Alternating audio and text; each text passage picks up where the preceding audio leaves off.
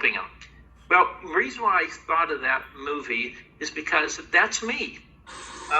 That's me because I have been exposed over the 40 years of doing health and nutrition of great research from scientists, from practitioners around the world, from research studies all around the world that I purposely entered that market because I had health problems myself that I was trying to resolve.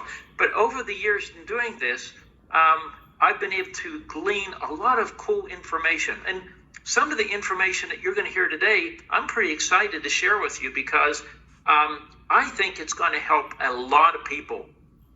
Some of these presentations I share with you, it's just some research I've received, but today is going to be really cool, okay? And by the way, there's someone on here, I'm not going to mention a name, that part of this presentation is going to relate to a situation that she has. I have similar situations or experienced over my life, and how this all started was at the beginning of this week. I was doing a Zoom meeting, I think it was for Poland, okay, with Polish people. And I had a question that was asked by one of our members over there. And every time I get these kind of questions, they're trying to find out for themselves or a loved one or whatever, a way to solve a problem. And so she did it in a very diplomatic way. She says, Ron, could you help me find a way to improve our intestines? In other words, our intestines are a pretty important part of our body, and how can we make that function work a lot better? And I thought that was kind of a clever way of saying, you got a problem here. She wouldn't mention what it is, and she wouldn't be to talk about that. Well, that's really cool because the intestines are really a major part of our anatomy. In fact, it may be one of the most important because if you look at the illnesses and diseases that are associated with your intestines not working properly, you're going to be absolutely amazed. It's about tied to everything, okay? And when you look at, for example, well, first of all, before we get into that disease labeling, if you will, and the kinds of symptoms are associated when your intestines aren't working properly, I need to give you a little bit of background on how this all works first. And by the way, if you take your intestines and you stretch them out, okay, with the surface area of your intestines, did you know? I don't know who does this kind of stuff, okay? They says it will cover a tennis field, a tennis court. That's absolutely amazing, isn't it? Okay, so here's how our intestines were supposed to function, okay? And I have to go back 50 years or so when I was a young man working on a farm, or I guess more than 50 years now, time flies, when I was a teenager. And everything that was grown on a farm back in those days, everything was organic. Okay, there was no conventional farming apparatus back in the day. Everything was farmed organically because they didn't have chemicals. And so, we spread fertilizer in the field, we plowed, we did all those kind of things, organic kind of stuff. Rich, loomy soil where I lived back in western Pennsylvania. And so Mother Nature made this perfect system for us to be healthy. And I think I've shared this part of the story before, where when you look what's in the ground, you'll find out that doing research, there's thousands of varieties of bacteria. Now, most of these are friendly to us. In fact, they're really friendly to us. What these bacteria do is they live in the ground and they eat the earth. Kind of a cool diet, huh? They eat the earth, and the waste that they give off, they're like little animals. They give off waste, and that waste they give off is processed material for the plants. Now, the plants that send roots down in that ground, if those little critters weren't there, they would not be able to harvest the nutrients from Mother Earth. It takes those little critters, okay, those bacteria, to harvest the nutrients from Mother Earth so that the plant life can assimilate those nutrients in the plant. So that's how it works. The next thing, these little critters are so tiny that the roots of the plants also suck them up as well. It eats the nutrients, and they're a part of in the mix of the nutrients, and they're sucked up in the plant also. So you have this plant growing in organic soil, and when any animal or us eat that plant, we are putting into our system the nutrients from Mother Earth. We're putting in the biology, the little organisms, the bacteria, friendly bacteria from Mother Earth into our digestive tract, and that is how we populate our digestive tract. That the intestines have trillions of these little guys in there. They're friendly to us, and their purpose is to help us both assimilate nutrients. Okay, without them we can't do that. And the biggest job that they have, that 70% of fighting the bad guys, okay, because that's what I call them first responders, okay? Anything bad that comes into our system, they're the first guys to attack it, okay, in our immune system, and which represents 70% of our immune response. So these are the guys that do that. And so that's how this all works, okay? We assimilate the nutrients. They are protectors. They're in there. They populate our entire digestive tract. And by the way, they'll stick around and stay there if we provide them the right food. Well, the right food that they eat, it has to be fiber. They like this hard stuff, okay? So if we're eating natural vegetables, particularly root vegetables are even better, but all vegetables are pretty good, as long as they're organic. They eat the fiber of that, and that's what keeps them around to stay there and become our protectors. Now, let's fast forward 50 years or more, okay? Let's take a look at what's happening today, okay? Most of our food in this country is grown conventionally. And the conventional food has certain kinds of things that's not so good, okay? First of all, number one, farmers now spray on their field chemicals, artificial fertilizers, like nitrogen and stuff. They spray herbicides and pesticides and insecticides. They do that because they've learned that they can get more money for their crop if there's not bugs in it, and it's easier to harvest when the weeds aren't there. So this all goes in the ground, and of course it gets into the vegetables. It also, you know what else it does? And they don't realize this. When they spray it on the ground, they kill the big bugs. It also sinks into the soil.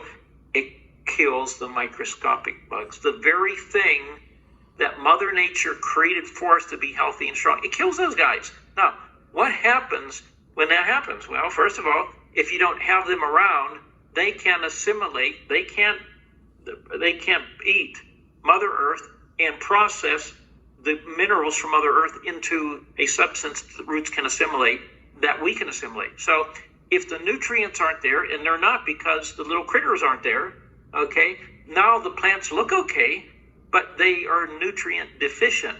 They don't have the nutrients. And the key to good health, of course, like Linus Pauling said, we have to have nutrients.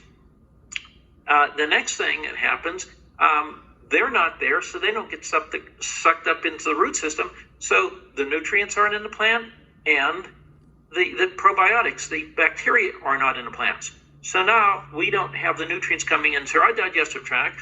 We don't have the probiotics coming into our digestive tract. So now that 70% of our immune response, our first responders, they're not around anymore, or very little, okay? So now we're open to attack, okay?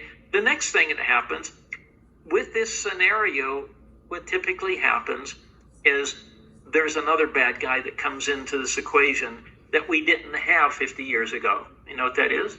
It's the chemicals that the farmers spray on the plants and the ground. These are called toxins. Now, we've had this conversation more than once. We know the toxins are not good for the body.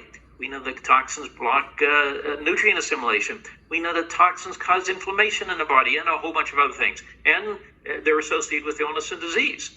I don't know if you've read the news lately in the last year. You'll notice that there is lawsuits with Monsanto with the connection with the glyphosates and causing cancer. 93% of Americans have an abundance, over the top abundance of glyphosates in our blood. I mean, it's not a good scene, okay? So, but in any event, okay, now that's the part of this equation that sets up our digestive tract, our intestines particularly, okay? Now they're lacking, and they've got these toxins in there.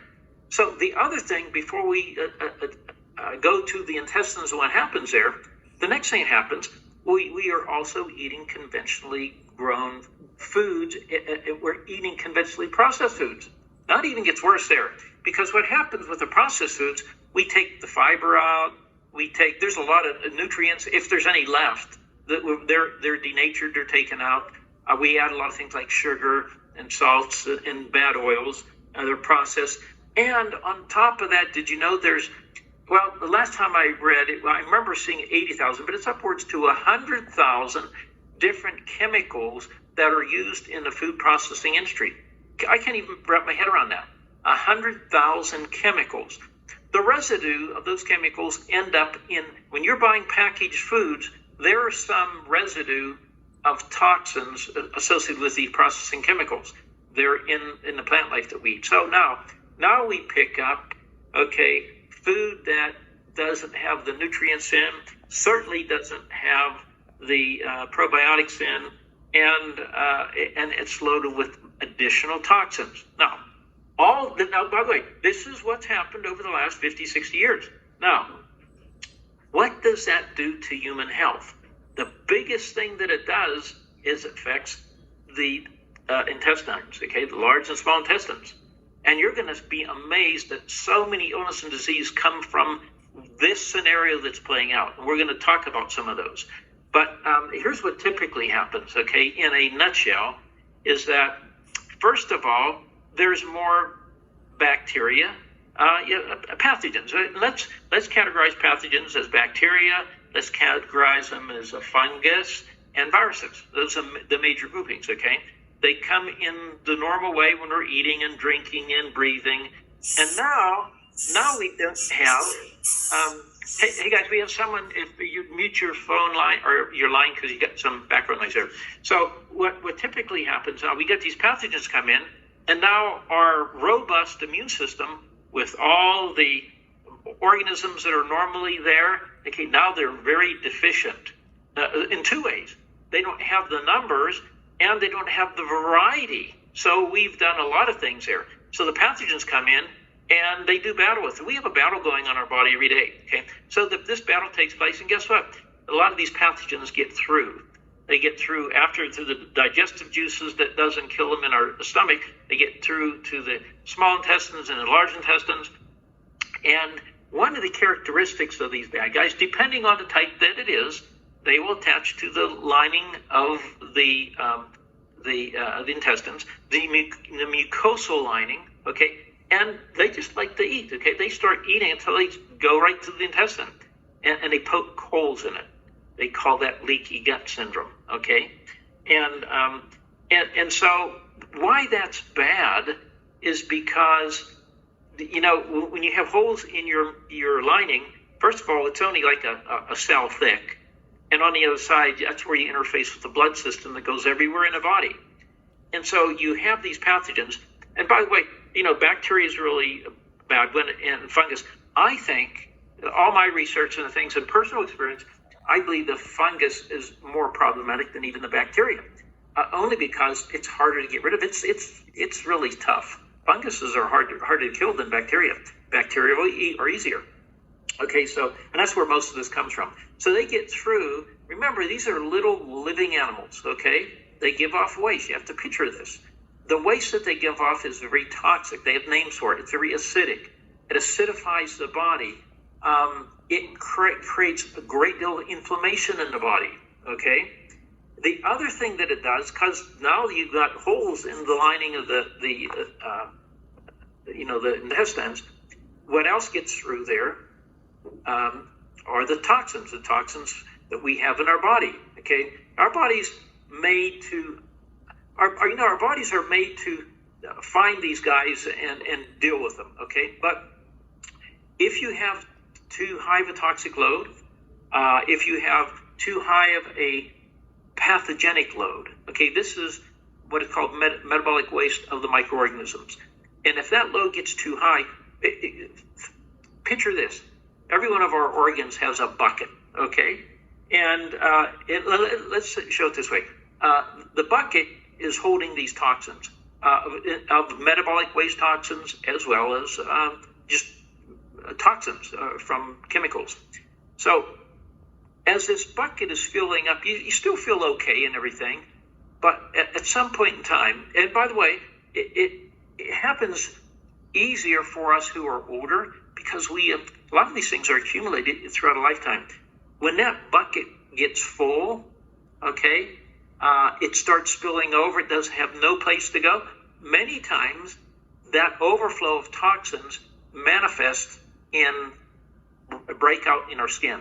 Most people don't realize that when your intestines aren't working properly and you've got this toxic load overflow, you'll start getting rashes. You'll start getting all kinds of different kinds of symptom rashes. Okay, that's just one thing. But you know what the bad one is? I mean, that's bad enough, isn't it? But the pain and suffering, the inflammation. You start looking at the things that it does. Joint pain. Joint pain is a biggie. And people who are older, they complain of joint pain, arthritis. You've got chronic fatigue is a thing that happens. Brain fog, depression, anxiety. We're going to talk about that in a minute. Rheumatoid arthritis. That's very painful. Neuropathy, very painful. Things like lupus and even as simple as the headaches and migraines. They've even tied Hashimoto's disease to this and fibromyalgia, which I know some people have that, but that's so painful, so painful. They even have it tied to Alzheimer's, okay? Multiple sclerosis and lupus. I mean, you can see all these things that are tied to this phenomenon playing out, okay? Some other symptoms that happen, constipation, diarrhea, and bloating, okay? Irritable bowel syndrome, okay? That's associated with all this. They have something called Sibo and Sifo. Now, Sibo is small intestinal bacterial overgrowth. Sifo is small intestinal fungus overgrowth, okay? You have celiac disease, food sensitivities, gastric ulcers, Crohn's disease, all of these things, and there's more, okay? There's just some of them. These are some of the things that are manifest when this phenomenon all plays out. And now remember, this all started out because we went from that organic community that we lived, 50, 60 years ago to our modern way of life that's of convenience and all the things and the food that we're eating. But you have to understand, the food that we're eating doesn't sustain this. And over time, it manifests with intestinal, we call it dysbiosis. Dysbiosis is where you get a higher balance of the bad guys in your gut than should be there, okay? One of the symptoms always is leaky gut. And because these guys, and by the way, when they get leaky gut, then becomes what's called systemic. Systemic means that it's now not just contained to that part of your body. They can go everywhere now because they got through, just like they broke through the gate. And now, oh, geez, we've got a river here. Let's go down this river here and see where it goes. Or let's go fishing at the end of the dock here. That's our blood system, our circulatory system. So that's the kind of world in which they live, and these things play out. And it manifests with illness and disease because the medical profession is very good at identifying symptoms and putting a label on it. And that's what all this stuff is. But at the end of the day, it all comes from the same source. Okay, now, one other thing before we get to solutions here, we need to identify another contribution to this, which we didn't put a lot of attention on this. And this came from, I remember this, I was reading, this is a Harvard study. Actually, there's 13 of these. And this happens, these Harvard studies were done on emotions and disease. In fact, they found out that they could take and look at people who have illness and diseases, okay? And they take these categories and say, okay, this person has Crohn's disease or celiac disease or irritable bowel or, Sibo, whatever it might be, okay? Or joint pain or arthritis, whatever. Let's go in, let's see the connection, let's categorize it and say, okay, here's a disease, here's what's happening, and let's go in and look at the microbiome, okay, in their digestive tract. Let's see what they have there, and let's compare notes. Well, they did this. It's a really cool thing. And they discovered that, and by the way, not just the physical diseases here. We're talking about, now we're moving into emotional imbalances. We're talking about depression. We're talking about anxiety, okay? And so they made an observation in their research that with certain types of microbiome bacteria, and these are the pathogens, okay? When there's certain pathogens in the gut at a certain population, it manifests in depression. Or a certain group of pathogens, it manifests in anxiety. So these emotions that people have, where they're depressed and they're anxious and just emotional imbalance, okay? They're finding out there's a relationship between the types of microorganisms that are living in their gut. And they've categorized this stuff. Now, I go back just for a moment, okay? Just for a moment to let you know that in traditional Chinese medicine, if you look at the intestines, and they have it divided up into large intestines and small intestines, when you have an imbalance in the large intestines that manifests in an emotion, it manifests in sadness and depression. Isn't that interesting, huh? So large intestines and imbalanced intestines, sadness and depression. So if a person is manifesting sadness and depression, then they know we need to focus on the large intestines, okay, and make that well. And of course, there's procedures and things, and we're going to go through this here before the end here to help you balance this, okay? We're not going to leave you hanging here. Okay, in the small intestines, traditional Chinese medicine says that if there's an imbalance there, the emotional that is exhibited is agitation. Okay, isn't that interesting? I mean, this is an ongoing chronic thing, agitation, for the small intestines.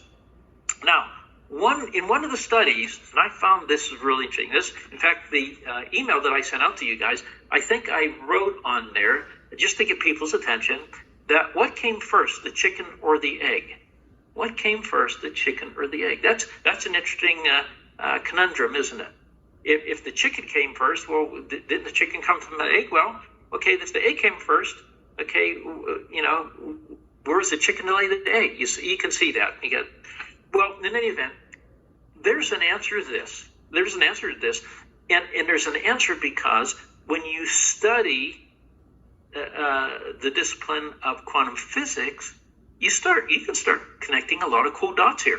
Now, in my background, where I've studied a lot of information in hypnotherapy, conscious and subconscious interactions, also in quantum physics, and I've connected a lot of dots, and these are dots that I've known for a long time, and like I said, I've shared with you that I've recently, in the last some years, I see some notable people coming up with those same conclusions, which reinforces where I've gone with connecting my dots. But having said that, I believe the emotions created the physical environment. And the reason why we say this is because emotions are an extension of intelligence. We know that intelligence is what sends the instructions to the quantum field to create a reality based on sound and light in two fields that manifest into that reality. You see how it works?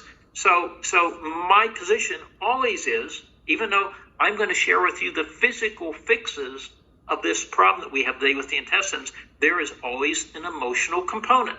And we can't lose sight of that, because what we don't know is what emotions we have that are imprinted in our subconscious, okay, that we don't know how we got there. And that, like I said, that's another discussion, because there's a whole bunch of reasons how they can get there. But at the end of the day, we'd like to know what that is, because it contributes to creating realities for us where it will affect an organ. Now, I believe what traditional Chinese medicine does, they're very good at identifying the emotions to organs, but I'm suggesting, and I submit to you, that the root cause of this is an emotional imprinting that happens that way. It just manifests in Chinese traditional medicine, their observations that it's associated with an organ, okay?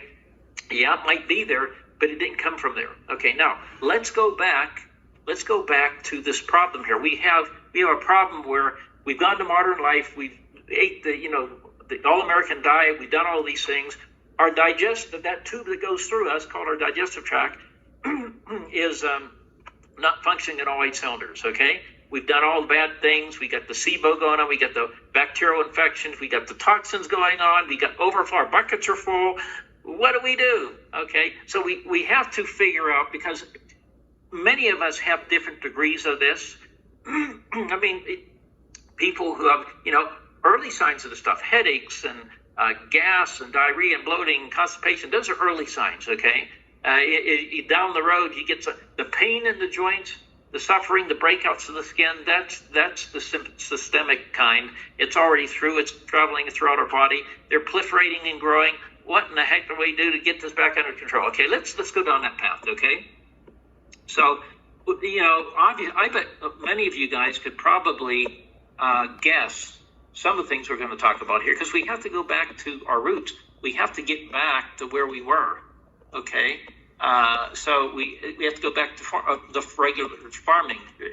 And if we look at, I'm trying to find something here. You're bouncing around, Ron. Oh, okay. You know why? Because I'm touching my hand on my screen here trying to find a report. But, yeah, I'm getting dizzy. Okay, that's good. Hey, I can get you guys dizzy by doing this. Hey. Yeah. By the way, one of the signs of this, if you are looking at your screen and you're getting dizzy, you've got leaky gut. So you guys, all you guys got leaky gut going on there. I can see it. Okay. So in any event, okay, so we have to go back. First of all, I'm going to give you the things that we can change in our lifestyle, but then we're going to end up with the things that we can do with this great tool called Olympic Arc. And the advantages that we have with this that can help us solve a lot of these problems. Okay, first of all, guys, it's probably a broken record, but we got to eat better. Okay, we got to change our lifestyle. We've got to eat organic food. The reason why I explained, we've got to get the probiotics in there. We've got to get the nutrients that are in the organic food and lacking the toxins. That's how it should have been in the beginning. So at least let's stop the fire hose of bad things coming into our body by changing our diet. The more we can do that, the faster we can at least stop the bad stuff from happening and stop it there while we fix the other things that we need to do. We're going to show you what that is. So then the other things in our diet, we have to, the sugar, man, who invented sugar? Sugar is so bad for our bodies, and I love it, okay? Sugar is, it's so inflammatory. And the other product we put into our body that's just as inflammatory are vegetable oils. Yuck. So they're very, very, very inflammatory. So we have to learn to cut down on the sugar. And the oils you want to use that are anti-inflammatory, or remember, there's olive oil, there's coconut oil, and avocado oil. Now those are the three that I use. There's MCT oil, which is a derivative of coconut oil. But these are all the good oils. Okay, these are anti-inflammatory, and they actually, in fact, there was a study that. Because, by the way, one of the autoimmune diseases associated with this was Alzheimer's, okay, in the study. And it shows, that even that disease is connected to the gut flora and dysbiosis and leaky gut. And so this one gal, she took coconut oil, I guess she did some research somewhere, and she started feeding her husband, who had bad dementia. He didn't even know what time of day it was, okay? Kind of like sometimes our president. But in any event, Ron, stop yourself. Okay, so anyways, what happened, she started spoon feeding him coconut oil, a couple tablespoons a day, and he actually came back out of his dementia and he had a normal life just because of that one thing, because it's so anti-inflammatory. All these illness and diseases have one major component, major inflammation in the body. Okay, major inflammation in the body. So oils are very important. The diets are important. Getting plenty of rest, drinking good liquid, a lot of good water, and getting plenty of rest. We repair our bodies through rest at night. Okay, now let's bring in the heavy artillery. Okay, now I'm going to share with you the information from a botanical standpoint. Okay, that we can do, but you'll recognize all these ingredients. They live in our library. And if we were to buy all the things I'm going to be sharing with you, it costs you thousands of dollars. we have that at our fingertips. It doesn't cost us anything more. Okay. So in this study, it shows that, first of all, we need to put the probiotics back in our gut. One of the fast ways from a physical dietary standpoint, just eat fermented foods. Sauerkraut, kimchi, love sauerkraut. natto. And there's one that the goat one too. Trying to remember the name of it right now. Anyways, there's a bunch of them. Just Google the fermented foods. Try to incorporate those in your diet. Get as large a variety as you can. That's a fast way to start replenishing your gut. Okay. Then in the science they showed here are the things that help repair the lining of the gut. We need to patch that bugger because it's letting stuff through. Okay. These are the things found. All your vitamin B complex and your vitamin Bs, magnesium. Okay. Vitamin C, zinc is one. Selenium is another. And of course, all the probiotics have to be part of this equation. And we have all these in Lymphatic Arc, okay? Amino acids also, they found that helped.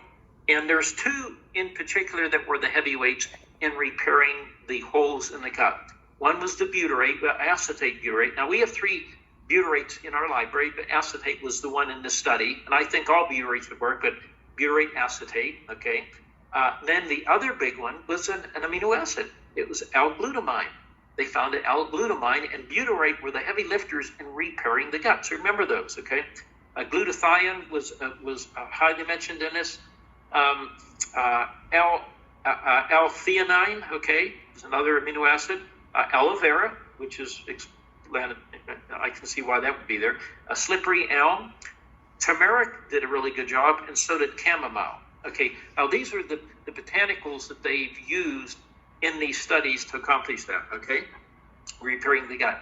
Now, let's kill the bad guys. Well, what we're trying to do is provide things to clear, to stop the holes in the gut.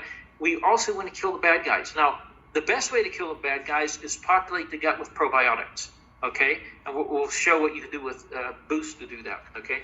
The other thing are essential oils. Now, essential oils, and I spent many years in essential oils, know a lot about that science, everything. But in this science, they identified these essential oils that if you have at home, and I do, I have tons, I get probably 1,000 bottles of stuff, essential oils, and I've experimented with it. Man, it really works, okay? And to turn on the counterpart in Lymphatic Arc. Okay, so they discovered that the antifungal ones, and the fungus ones are the hardest ones to stop. They're just harder to kill. Okay, so these were antibacterial, antifungal. Okay, so they used tea tree essential oil. Okay, lavender. Okay, thyme, and they used peppermint. They used geranium. They used lemon and clove and oregano and lemongrass. Okay, now what they did, take 5 drops. Now, if you have this stuff, all you have to do is turn it on in our Lymphatic Arc. But what they just take 5 drops of each one of those, put it into an ounce of olive oil, mix it up, and you can apply it topically on your stomach. Okay, or you can apply it topically if you have a rash already going because your bucket overflowed. Okay, put it on there, and over a period of time, it actually sinks into the body and kills the bad guys. Okay, now another symptom or another system they had is that you can take it internally. They use 4 different oils to take internally to put in a little capsule, an empty capsule, and then fill it up the rest of the way with olive oil. And that was 1 drop of oregano, 2 drops of tea tree oil, 1 drop of lemongrass, and 1 drop of thyme. Okay, and they take that internally. Take it once to twice a day. Okay, don't do it more than a month. They suggested maybe 2 or 3 weeks, and then take a break, see what happens. But these doctors felt it was the best way to balance and kill the bad guys and get them under control. Okay, now what do we do with Lymphatic Arc? We go in, do a voice scan. Okay, the voice scan, and then you go ahead and say, okay, let's do a voice scan. And by the way, when I do a voice scan, I go down this 85%. You can go 90% or whatever you feel comfortable with, but I do 85%. And then what I do is I go to the categories. I'll go to the probiotic, prebiotics. and I'll select 70% and higher. Now, that particular one, that's a heavyweight. You could even go down as low as 50% because we can't get enough of those guys, okay?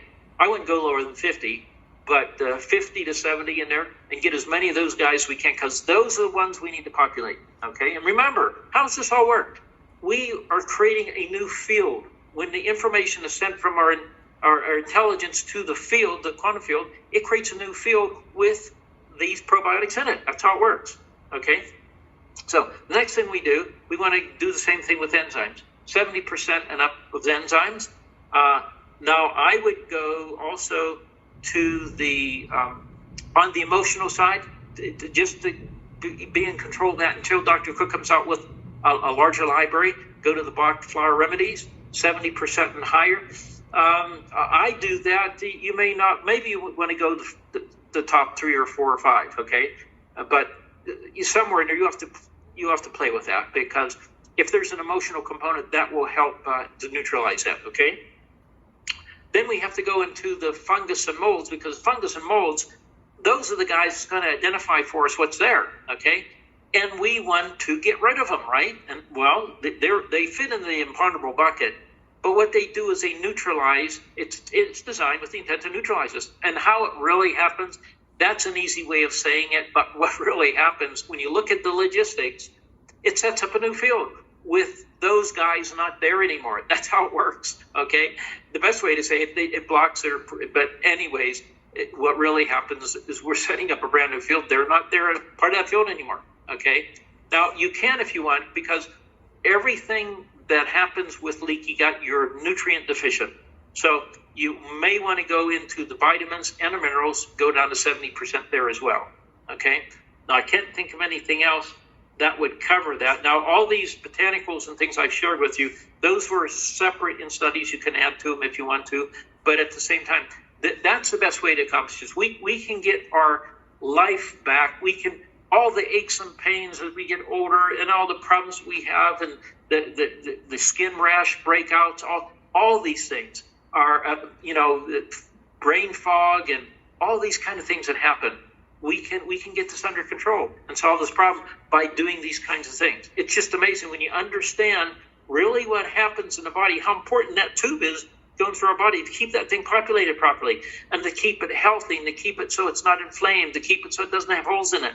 And oh, by the way, I guess one other thing we can do, we can actually take a look at one of the detox formulas, okay? Because you're going to have a lot of stuff that we're going to be clearing up here, okay? And we might want to take that slower because if we do it too fast, we could get Herxheimer's. But at the end of the day, that's the other part that we're going to start removing from the body, okay? So anyways, I got 10 minutes left. We can turn some of the time back if anybody has any questions. Okay, just come on out, you guys. You can just come on out and ask him. Ron, I have a question. If you could repeat the mixture, the 5 drops of each that you mix in olive oil and rub on your stomach. Okay. Could you just repeat? It was lemon and tea tree oil, but I didn't catch all of it. There's 2 different formulas here. These are from Harvard studies. Okay, so know that. Let me see. The ones that you rub topically would be tea tree oil. Then one was lavender. Okay, one was thyme. Am I going too fast? No, that's good. Okay, the next one was peppermint. And the next one was geranium. And geranium. Okay, now I've got all those. Okay, so is that a mixture, 1 drop of each of those? No. This is a different one. This is the ones for you apply topically. And you got geranium, you got lemon, clove, oregano, and lemongrass. Now you can put those topically, 5 drops in an ounce, each one of those 5 drops in an ounce of olive oil. Mix those up. That's what you can apply topically, particularly if you have a rash already. Use it on top of that. Okay, once or twice a day. Okay. The ones that you take internally, if you want to really get, jump on this thing and stop this faster, that's where you take it internally. There's 4 of those. Okay, and you just take an empty capsule, and you put 1 drop of oregano in the empty capsule, 1 or 2 drops of tea tree oil, 1 drop of lemongrass, and 1 drop of thyme. And then you fill the rest up with olive oil, and you take one of those, at least one of those a day. You can do 2 of those a day. You have to determine what works for you. Okay. And they said not to do, they recommended 2 to 3 weeks. You can go as high as 4 weeks, but not go beyond 4 weeks. And then you have to take a break. Okay. And by the way, this would not hurt the friendly bacteria that we have in our digestive tract. And at the same time, I would use all the ones that we have in our library, I would use those as well as additional support. Okay, let me repeat it back. 1 drop of oregano, 1 or 2 drops of thyme. No, 2 drops of thyme. 2 drops of thyme, 1 of peppermint. Oh, no, I did it wrong. 1 drop of oregano, it's 1 drop of thyme. Okay. And 2 drops of tea tree oil. And 2 drops of tea tree oil. And 1 drop of 1 drop of lemon. Yeah. Okay. That's the internal one. Right. Okay. Right. And, Got it. And fill it up with the rest Olive oil. of olive oil. Mm-hmm. Okay. Thank you. Any other questions for Ron, guys? After that list, I would like to share that there is something I use. It's in an olive oil base. It's a salve, kind of like a Vicks, but it's in olive oil, and it has 4 of those, and I now call it my essential anointing oil, because when I get, I'm going to call them flu bugs, like one that has been going around. The first time, it was in about 10 minutes, I saw this gray cloud leave, and I couldn't understand what was going on. And it has 4 essential oils. It's called Tea Tree Therapy. It's the brand Tea Tree Therapy. And it has tea tree, eucalyptus, peppermint, and lavender. They do have one that has a pink stripe on it that has the geranium. And to me, that smell is disgusting. And I don't even want to put it on my feet. It's so gross compared to the other one. But it works. I mean, this flu bug thing is just kicked in 5 minutes one time. And the other day when I had the, whatever's going on recently, it was in 30 minutes to an hour, and it was just done. It's like the light is switched, and I'm over it. It's incredible to rub this on. I put it in my nostrils when I go on the airplane, go in the airport, go in a store. I put it, all over my throat and my chest and in my nostril. Tea Tree Therapy, and it's about $6, $5 if you get it from Swanson Vitamins. Okay, that was amazing formula, Ron. I know how incredible that is. It's really interesting, Irene, that I worked with essential oils for 20 years. I know it like the back of my hand. And I can tell you that one thing, we're gonna have to do a presentation on essential oils one of these days. The essential oils have the highest ability. It's a concentrated medicine that also has a high frequency. It also affects emotions, okay? There are certain oils that actually help modify your emotions, and botanicals tend to do that. Now, one of the things, of course, this study that I just shared with you was just, this is their study, this is the stuff they used, and they got these results. So we can see similar ingredients. And by the way, there's no, when we share this information, they come from all different sources everywhere. We're always going to find a better mousetrap, or we should have another ingredient or something. We're always going to find that out. But essential oils, here's what I found. Now, we have a limited supply of essential oil information in our library. That's something we need to expand on. One of the things I worked with Dr. Cook, and we could have had this, except that now we have Dr. Cook working on the emotional component, which is so important in every level. But when we have him finish that, one of the things I want him to do is create something. When I started working with Dr. Cook, I shared with him some research that I've done on what I call phytocomplete essential oils. Phytocomplete essential oils, they do not exist on the planet, okay?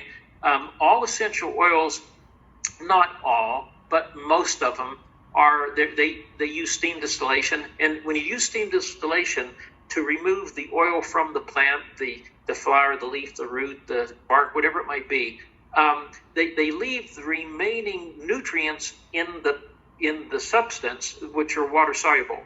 And so all essential oils, with the exception of some, are nutrient deficient. They're medicine, and they work really well. But what I wanted to do is combine the missing nutrients of essential oils back in the product. We can do that with our technology and have the first phytocomplete essential oil line in the world energetically.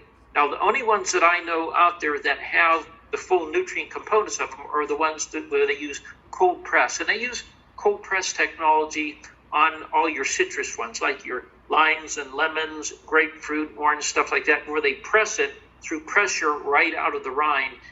They actually have the nutrients and the oils. But very few items are done that way. So, and then down the road here, we're going to have a presentation on it to show you all the miracles associated with essential oils and what we can do with that as well. Ron, I'm sorry, go ahead, Bob. Well, I just want to clarify because I was taking notes on it and I wanted to make sure I had those formulas down. And something messed up because I've got conflicting information on the first essential oils that you gave me that you mixed with olive oil. I have all those. And you said 1 drop of each of those. But then later on... No, all those are 5 drops. All those are 5. Okay, that's the conflicting information. Yes. Mm-hmm. Okay, got it. That's all I needed. Thanks. Okay. Go ahead, Bob. I was just going to say, Ron, give us the promotion on your call starting next week. Once again, for those that might have come on a little late. Well, yeah. Starting next week, we're going to do an international call. It's going to be at 12 o'clock noon on Wednesday, every Wednesday, and it's going to be in English for us here, but it's going to be done on a Zoom program where it's going to go to all the countries, most of them in Europe. We probably have, I think, about 7 different languages represented in that. And the purpose of that is so we can do one presentation and we can have multiple countries with our membership in Europe, which is very large, significantly larger than we have here, who will participate in listening to those meetings. So the thing that I don't know yet is it's designed for professional interpreters where they can actually talk as fast as I can. The interpreters that we have from each one of those countries who are volunteers and everything, they're not as professional. We don't know. I'll have to talk slower, but we don't know if we're going to lose them or not. If it doesn't work, then I'm just going to have to do that every day. So it'll be every day at noon or something. I'll be doing that presentation for a different country. So I will let everybody know about that. But next week is going to be our first Virgin voyage on, we hope it works, 12 o'clock noon Mountain Time. And it'll be probably an hour program. It might even be less than that. So. Paul Awesome. is asking, is that 2 o'clock Eastern or noon Eastern? Somebody else asked what time? Yes, that's 2 o'clock Eastern. 2 o'clock Eastern, okay. Well, guys, that's going to do it for Formula Friday here from Coeur d'Alene, Idaho. Ron, thanks so much. We'll be back again